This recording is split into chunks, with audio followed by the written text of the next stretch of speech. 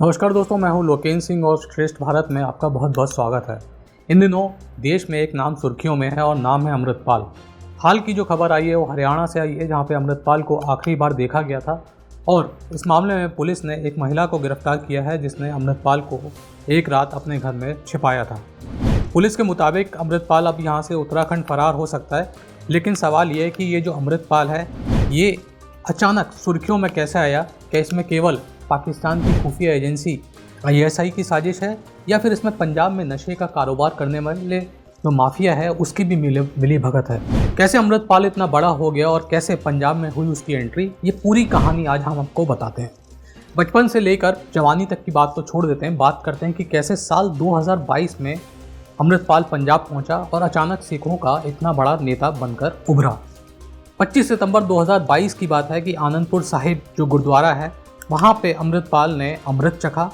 एक रस्म होती है सिखों के बीच, जिस तरीके से बैप्टाइज करते हैं लोगों को, उस तरीके से अमृत चखाने की एक रस्म होती है, जिसके बाद एक तरीके से वो धर्म के लिए समर्पित हो जाता है जो भी अमृत चखता है, जो भी सिख होता है।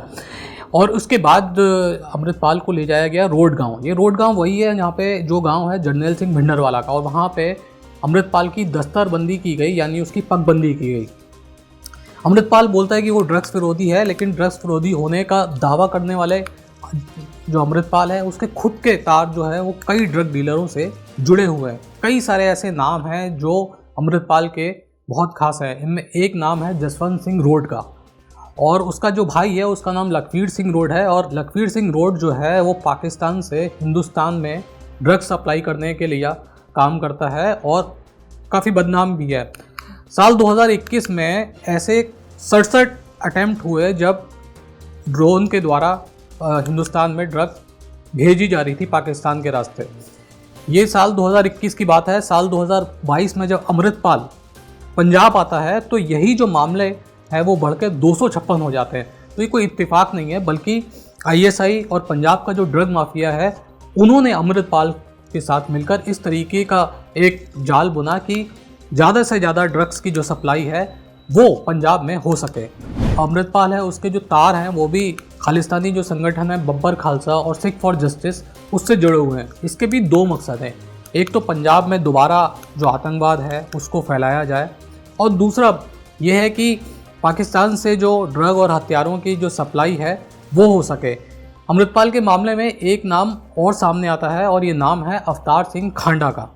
ये बोला जाता है कि अवतार सिंह खांडा जो लंदन बेस्ड है ये बेसिकली अमृतपाल का हैंडलर है, और अमृतपाल की जो डोर होती है वो अवतार सिंह जो खांडा है वही खींचता है, और ये भी ड्रग डीलर है और ड्रग्स में ही डील करता है। अमृतपाल के आसपास ड्रग डीलरों का ऐसा जाल बुना हुआ है कि जो भी डोर खींची जाए वहाँ से कोई ना कोई ड्रग डीलर ही सामने आ जाता है।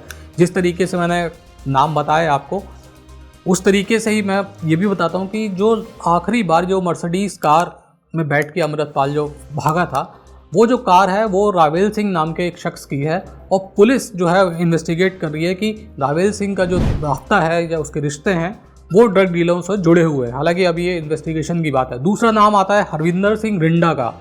ये एक काफ़ी बड़ा ड्रग डीलर है पंजाब का, और केवल पंजाब में नहीं, ये पंजाब से लेकर महाराष्ट्र तक और देश के दूसरे हिस्सों में जो ड्रग डीलिंग होती है वो चलाता है। कुल मिलाकर पंजाब को नशे से आज़ादी दिलाने की मुहिम चलाने का दावा करने वाले अमृतपाल पूरी तरह से ड्रग्स के धंधे में डूबा हुआ है। मकसद ये है कि ड्रग्स के धंधे से ज़्यादा पैसा कमाया जाए और पंजाब को एक बड़ा लीडर बनकर उभरा जाए।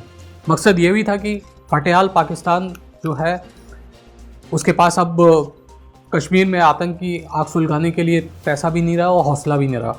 तो भारत ने अपना कूटनीतिक जो एक वज़न था वो इस्तेमाल किया दुनिया भर में, और पाकिस्तान को FATF और जो भी इस तरीके के संगठन हैं जो टेरर फंडिंग में नज़र रखते हैं उनको एक तरीके से पाकिस्तान को उसमें ग्रे लिस्ट में शामिल करवाया था FATF की। हालांकि अभी वो बाहर आ गए। तो ऐसे में अब पाकिस्तान के पास भारत में गड़बड़ी फैलाने के लिए एक ही रास्ता बचा और वो है पंजाब, और पंजाब में गड़बड़ी फैला रहा है अमृतपाल जैसे जो एक तरीके से कहा जाना चाहिए उसके जो मोहरे हैं गुर्गे हैं उनके थ्रू।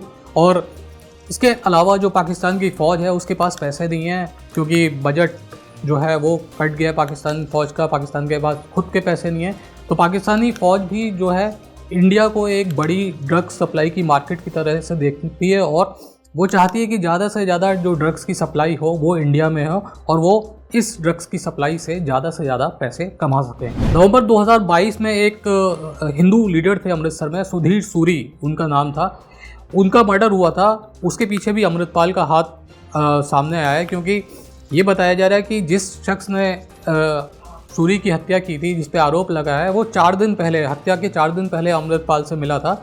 और जब उसकी गिरफ्तारी हुई और एक कार जो बरामद हुई उस पर AKF का मतलब होता है आनंदपुर खालसा फोर्स, जो अमृतपाल ने बनाई थी, उसका स्टिकर जो था वो उस गाड़ी पे लगा हुआ था जिस आरोपी ने सूरी की हत्या की थी। अब ये सरकार ने बहुत अच्छा काम किया है कि अमृतपाल जो है और उसके बाकी जो साथी हैं उन पे नेशनल सिक्योरिटी एक्ट यानी NSA लगाया है। और NSA लगाने से सरकार को ये एक तरीके से अधिकार मिल जाता है कि जो भी इस एक्ट के तहत इंसान गिरफ्तार होगा उसको देश की किसी भी जेल में रखा जा सकता है। तो कुल मिला के अभी तक जितने भी लोग गिरफ्तार हुए हैं उनको देश की अलग अलग जेलों में भेजा गया है और पुलिस जो भी अभी तक गिरफ्तार साथी हैं उनसे पूछताछ कर रही है और कई जो राज हैं वो जो गिरफ्तार लोग हैं वो खोल रहे हैं और पुलिस को उम्मीद है कि उनके पूछताछ से कुछ ऐसा सामने आएगा कि अमृतपाल के खिलाफ ऐसा ठोस मुकदमा कायम किया जाए। खबरों का सिलसिला ऐसे ही जारी रहेगा। आप देखते रहिए श्रेष्ठ भारत।